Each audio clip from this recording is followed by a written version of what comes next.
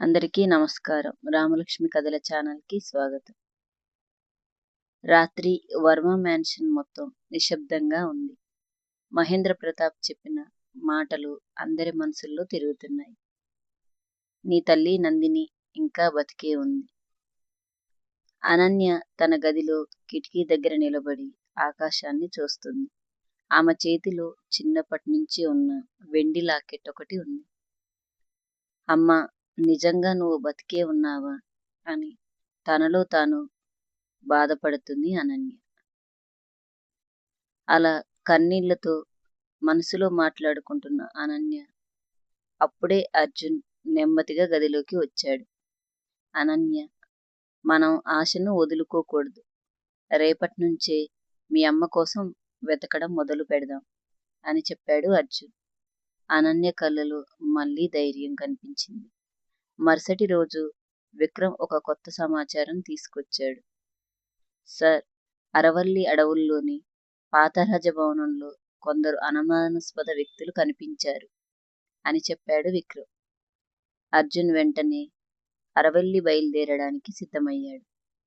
రాఘవేంద్ర, అనన్య, విక్రమ్ కూడా అతనితో వెళ్ళాడు. అరవల్లి రాజభవనం ఏళ్లుగా ఎవరూ రాని ఆ భవనం నిశ్శబ్దంగా ఉంది. అనన్య లోపలికి అడుగుపెట్టగానే అక్కడ ఒక విచిత్రమైన అనుభూతి కలిగింది. నేను ఇంతకు ముందుకు ఇక్కడికి వచ్చినట్టు ఎందుకు అనిపిస్తుంది నాకు అని ఆశ్చర్యంగా అడిగింది అనన్య.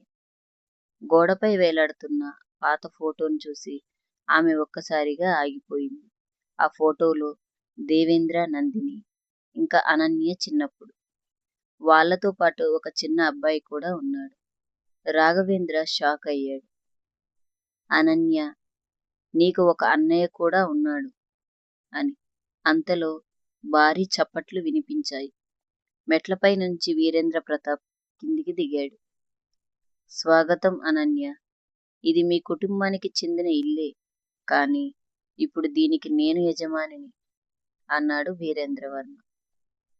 వీరేంద్ర ఒక రిమోట్ నొక్కగానే నేల కిందికి జారిపోయింది. అర్జున్, అనన్య, విక్రమ్ ఒక రహస్య గదిలోకి పడిపోయారు. రాఘవేంద్ర మాత్రం బయటే ఉండిపోయాడు.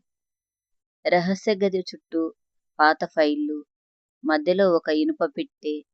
అనన్య ఆ పెట్టె తెరిచింది. అందులో నందిని దేవేంద్ర వర్మ అని రాసి ఉన్న ఒక డైరీ ఉంది.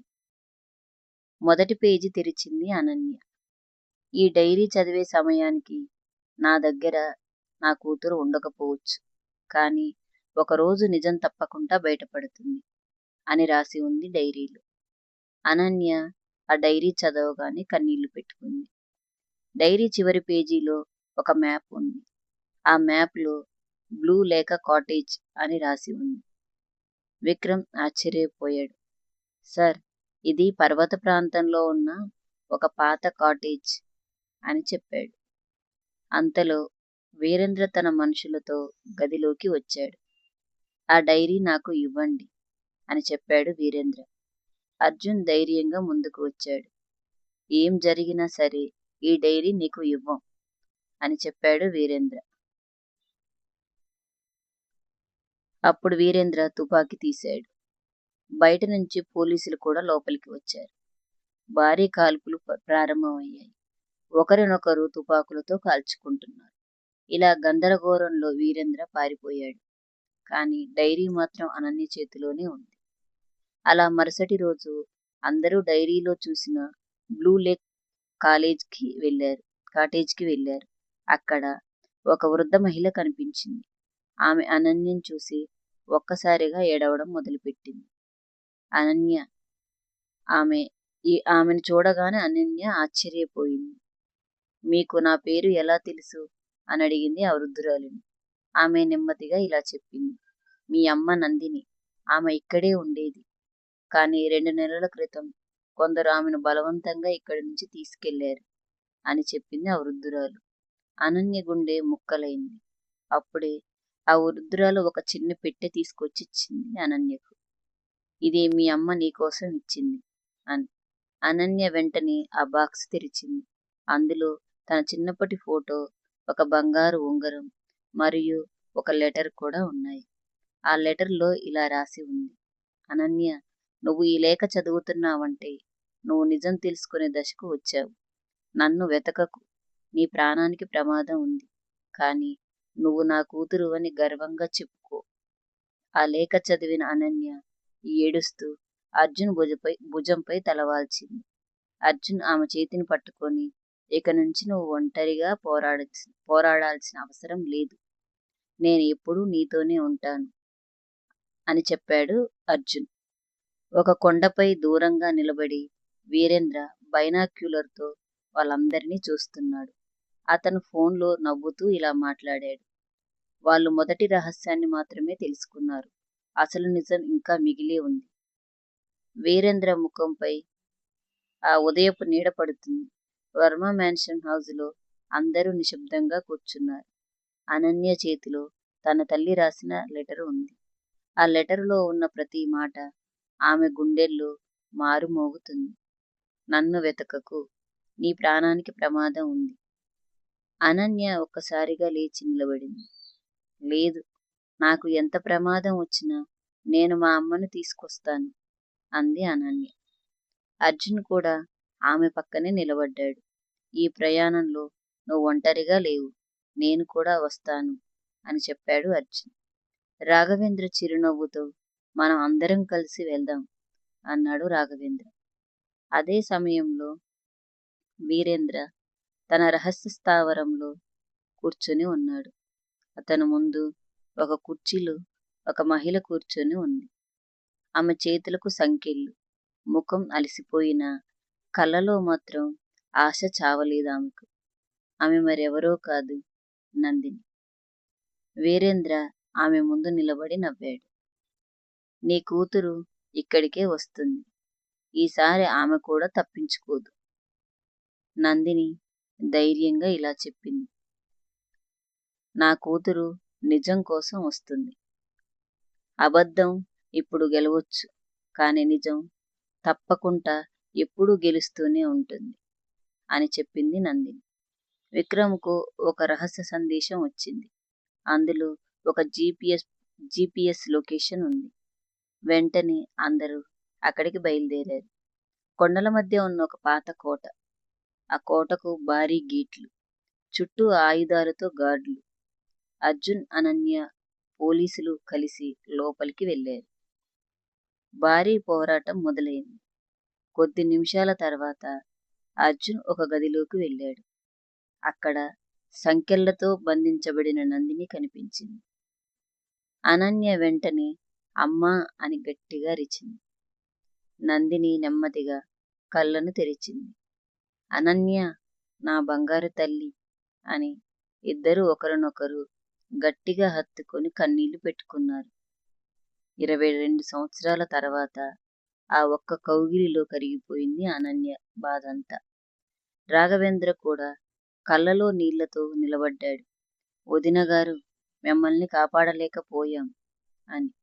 నందిని చిరునవ్వుతో, కానీ ఈరోజు నా కూతురు నాకు తిరిగి ఇచ్చారు, అది చాలు అంది నందిని. వీరేంద్ర తుపాకీతో లోపలికి వచ్చాడు. ఈ కలయిక ఇక్కడితో ముగుస్తుంది అని గట్టిగా అరిచాడు వీరేంద్ర. అతను అర్జున్పై తుపాకీ గురిపెట్టాడు. అనన్య ఒక్కసారిగా అర్జున్ ముందు నిలబడింది. కాల్చొద్దు అని గట్టిగా అరిచింది. అప్పుడే రాఘవేంద్ర వీరేంద్రపై దూకాడు. తుపాకీ కింద పడింది. పోలీసులు లోపలికి దూసుకొచ్చారు. వీరేంద్ర పారిపోవడానికి ప్రయత్నించాడు. కానీ అతని దారి ఎదురుగా మహేంద్ర ప్రతాప్ను తీసుకొచ్చారు. జైలు నుంచి విచారణ కోసం తీసుకొచ్చిన మహేంద్ర తన కొడుకును చూసి తల ఉంచుకున్నాడు. వీరేంద్ర కూడా చివరకు పోలీసులకు చిక్కిపోయాడు. కోర్టు కొన్ని రోజుల తర్వాత మహేంద్ర ప్రతాప్కు ఇంకా వీరేంద్ర ప్రతాప్కు జీవిత ఖైదు శిక్ష విధించాడు జడ్జి గారు. న్యాయమూర్తి ఇలా అన్నాడు: డబ్బు కోసం ఒక కుటుంబాన్ని నాశనం చేసిన మీ ఇద్దరికీ చట్టం తగిన శిక్ష విధిస్తోంది. మీరు ఖచ్చితంగా అనుభవించాల్సింది అని చెప్పి జడ్జి గారు వెళ్ళిపోయారు. అలా కొన్ని నెలల తర్వాత వర్మ మ్యాన్షన్ హౌస్లో ఇల్లు మొత్తం దీపాలతో అలంకరించబడింది. ఈరోజు అర్జున్ అనన్య పెళ్లి. నందిని స్వయంగా తన కూతురికి పెళ్లి చీర కట్టించింది. ఈరోజు నేను చూడాలనుకున్న 22 సంవత్సరాల నా ఎదురుచూపు ఫలించిందని కన్నీళ్లు పెట్టుకుంది నందిని. అర్జున్ అనన్య మెడలో తాళి కట్టాడు. అందరూ చప్పట్లు కొట్టారు. పెళ్లి తర్వాత అనన్య ఒక నిర్ణయం ప్రకటించింది. ఈ రోజు నుంచి నా తల్లిదండ్రుల పేరుతో దేవేంద్ర నందిని ఫౌండేషన్ అని ప్రారంభిస్తున్నాను అని చెప్పింది అనన్య. ఏ అనాథ పిల్లవాడు కూడా ప్రేమ కోసం ఏడవకూడదు.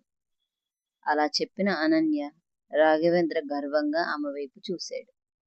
ఇప్పటి నుంచి నువ్వు మా ఇంటి కోడలు మాత్రమే కాదు, ఈ కుటుంబానికి గర్వకారణం అన్నాడు రాఘవేంద్ర. చివరి సన్నివేశం. అనన్య, అర్జున్ ఇద్దరూ ఆశ్రమానికి వెళ్ళారు. పిల్లలతో కలిసి నవ్వుతూ కొత్త భవనానికి శంకుస్థాపన చేశారు. చిన్నపిల్లలు, అక్క, నువ్వు మమ్మల్ని ఎప్పటికీ మర్చిపోవు కదా అని అడిగారు ఆశ్రమం పిల్లలు.